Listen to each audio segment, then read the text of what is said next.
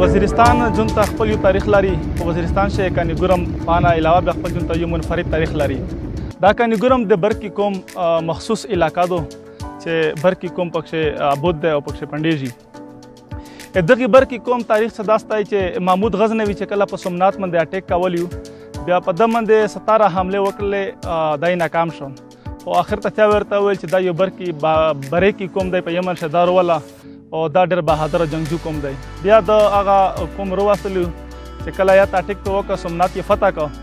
بیا چې کله دغه په دای علاقه باندې افغانستان ته تیرېدل بیا د نه څه کاسونه پاتې شول او وزیرستان شي پاتې شول. هغې دلته ابودي وکړه او د هغه نه دا شهر بیا ابود شو چې تاسو ته اوس وایي کانی ګرم.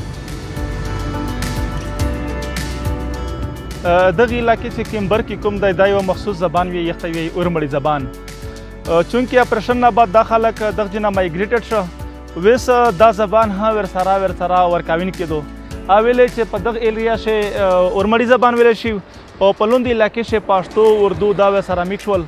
ویس دغه علاقه ته یو غټ نقصان دا دی دا په وزیرستان شي دا اورمړي زبان یو یونیک زبان دی جون ته یو حیثیت لري. خو ویس چونکې د خلک مایګریټ شي د زبان ها ویس تقریبا اورمړي زبان ویریږي او بدلیږي. نو دا د دغه شهر یو غټ لاس راوندی د دغه خلک یو لاس راوندی چې دغه زبان ورکی چونکې زبان دغه یو پہچان دی اورمړي زبان.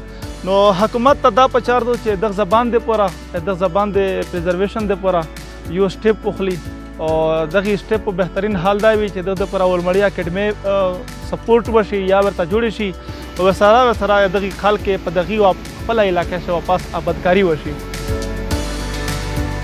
زبان سره د میډیا ته غوړ زیارتونه دي چې هغه زیارتونه د تقریبا د 1000 سال نه یا ته قایم دي یا ته مختلف زیارت د لره خلک ورته درمي لکه څرنګه د سلیمان خېل نیکه پروت دی سلیمان بابا دغه چې کوم مزار دی دغه غا جوړ کړی دی اکبر بادشاه جوړ کړی دی هغه وسم په کانی ګرم شوی دی. داسې میاش کارجن دی دا یو فیمس پیر او غاتر شوی دی بزرګ شوی دی او داسې چې کوم د پښتو ادب یو نوم دی او پښتو ادب سٹارټ شو هغه دی پیر روشان. پیر روشان د دغه علاقې سره تعلق لري. دغه چې کوم جسد دی د جسد چې کوم سار دی هغه هم یې چې تا پورې په یو مزار شي.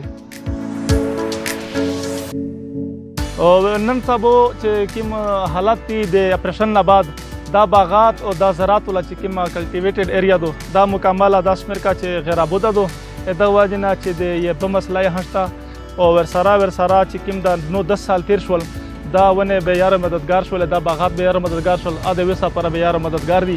نه حکومت توجه ورکوي نه د عوام واس پکې راشي چې دا بود کو ویل چې د سہولیات هم فقدان دی د خلک خپل بریایش دوی نشته دی او دغه بغیره څرنګه بود کو.